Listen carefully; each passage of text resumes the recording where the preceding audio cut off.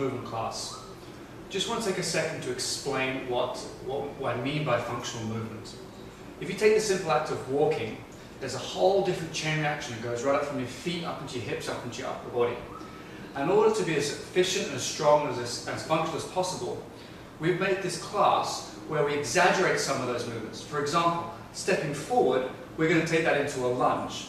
And as your hips move to the left slightly, we're going to take that into a side lunge. So we're exaggerating the movements of walking to make us stronger and more flexible throughout walking. And that's going to have a crossover effect to running and many other activities that you may do, especially sports like tennis and skating and hockey. Alright, first things first, we want to work on the transverse plane. Transverse plane is a rotation plane, and we're going to get moving through our hips and through our back. So I'm going to keep talking as we're doing this. My name is Ed Paget, and the lady behind me is Lucy. In my left hand is my watch. So when I'm talking left and right and you're getting confused, look at my hand and you'll see my watch, and that will tell you where my left hand is. Okay, take some deep breaths here. Let's get settled into some activity. Get the back moving, get the diaphragm moving. Let your hips move as well. So as I turn to the left, watch. My hips turn to the left. As I turn to the right, my hips turn to the right. Now I'm lifting off the foot as well.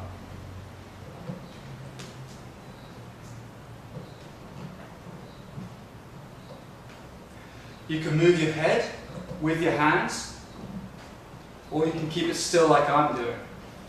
There's a slightly different reaction up through your neck on either one of those movements, so it's a good idea to do both. Okay, I want to change that slightly now. So as you go left, watch, as you go left, the foot's going to turn up and you're going to sink down on this foot slightly. As you go right, you're going to sink down onto your left foot. So when I go left, I sink on the right foot, and when I go right, I sink on the left foot. The hands should be just loose, almost like loose appendages, and they're just tapping and flapping around your hips. Let your head go with this. You'll get some nice movement up through your upper back, into your hips, getting a stretch down into your Achilles, which is the muscle, or Achilles tendon, which is the tendon on the back of your lower leg.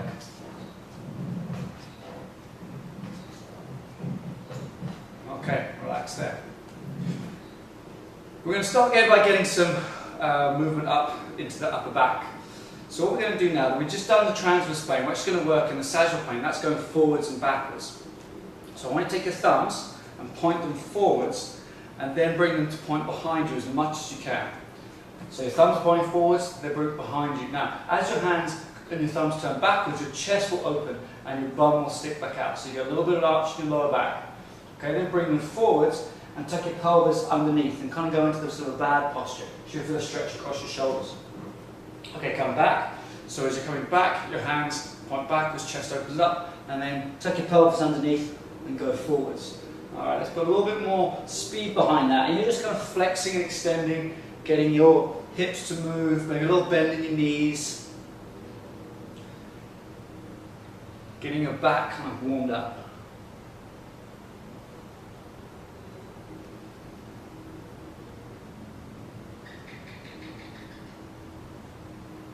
Okay, stop there. So you can do some of these movements with dumbbells in your hands as well. If you're going to put dumbbells in, I recommend starting light, about 2 pounds, and working up to about 5 pounds. And when you start doing this sort of movement with dumbbells in, there's going to be a momentum that dumbbells create, and your muscles will have to slow down that momentum, and that actually gives them a strengthening component. This gives them a lengthening component, and it does give them a strengthening component, but if you want to add to that, just put some dumbbells in your hands. And the same goes for all the exercises we're going to do through this class. Next thing I want you to do is, I want you to take your right hand up in front of you and put the palm forward, and take your left hand back behind you and put the palm up as well to the ceiling. So both palms are pointing upwards. And then just change your hands. And as your hands come down through the middle, bend your knees a little bit. As they come up to the sort of full position, then you're going to straighten your legs. I want you to reach forward with the hand in front of you. So you're actually getting a little bit of rotation through your back and through your hips as you do this. And you should be feeling a little bit of a stretch into your arm that goes behind you and your bicep, into your shoulder. And in the front hand, you may be feeling a stretch through your palm. If you're really opening up your palm, you should be feeling a stretch through there and stretch into your bicep as well. That's it, keep going. You can go as fast or as slow as you want with this one. This is just exaggerating the movements of the hands during gait and the movements of the arms during gait. Okay, from here you can feel the triceps, so the bicep stretch behind you. And now we're going to bring in a tricep stretch. The way we do that is take your right hand, put it up in between your shoulders, and then your left hand up in between your shoulders. So what you're doing here is really trying to get the elbow as high as it can go. And that is as high as it can go, so it's going to be up past the head as much as it can be. So you feel a tricep stretch, and you're feeling a bicep stretch on the other side. Okay, a couple more of these. And then relax there. Okay, so the shoulders are a little bit warmed up now. Upper back's had some rotation, flexion, extension. So we're going to go to our first muscle. The first muscle we're going to stretch here is the latissimus dorsi. And we're not going to stretch it in a normal way, which is a static stretch and hold it in one dimension. We're actually going to let it move in all three dimensions. So if you remember from your anatomy, or if you don't, you can always look this up. The latissimus dorsi goes from your arm here and into your back and down to your hips. And one of the big movements it does, or it will be stretched if I lean to the left. So put your hand above your head and then lean to the left. Then I want you to take a big step forward with your left leg and then bend slightly at the hips and then turn your thumb to point down towards the ground and then come back. Okay, an analogy I like here is imagine if you're playing baseball and you've got a catching glove on this hand, on your right hand. The ball is coming across from your right hand side and it's in front of you and you need to catch that ball. How would you do that? You'd probably step forward and you would catch it with a twist into your hand. So that's the movement we're going for. So left foot goes forward, you're leaning to the left, hand down, you feel a big stretch up through that latissimus dorsi on the right side. We're going to do 8 of these, that's 2, 3, 4, 5, 6. Keep the back foot on the ground. 7, because it anchors your hips. And 8, good. And with that anchoring the hips, it means you get a longer stretch from that side of the latissimus dorsi.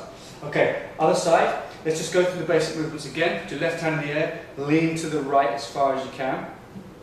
Take a step forward with your right leg, bend from your hips, keeping a little arch in your lower back. Turn the thumb down towards the ground. Imagine you're catching the ball now coming in from the other side. Okay, repeat that. We're going to do that 8 times on this side. So 1, 2, 3. Really reach out as far as you can go. 4, 5. Testing your balance here as well. 6, 7, 8. Good. Come back. All right. From the lats, we're going to work down towards around to the front, which are the pec muscles.